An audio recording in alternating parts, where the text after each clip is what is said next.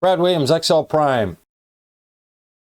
Improve your shortcut key skills. One of the most important parts of Excel is understanding and learning these shortcuts. They're important and you have to do it. Why? Because it'll make your life so much easier. Timelines and your workflow will increase by 400%.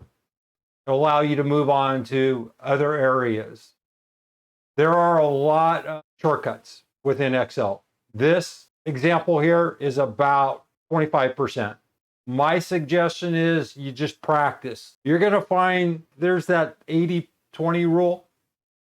About 20% of the shortcuts you're going to use regularly. Then there's a whole slew that are in the background. Maybe you remember, maybe you don't. With examples like this, an easy place to find the shortcuts, you'll find what works for you. Me, Control-C, Control-D, Control-Z, just to name a few. Control-1, Control-R, bills to the right, to name a few. Okay, Control-V, that's a cut and paste. Control-X, it's a cut. Control-Z, undo. I want you to start practicing this stuff. Just start typing these in and experimenting.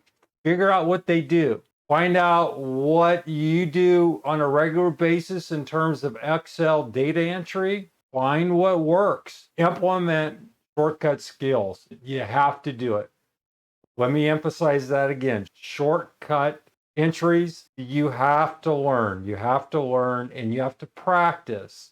Don't worry about screwing up or making mistakes. The first thing you want to remember is Control-Z. That way, if you screw up, Control-Z, Control-Z, Control-Z. Brad Williams, Excel Prime. Thanks for watching.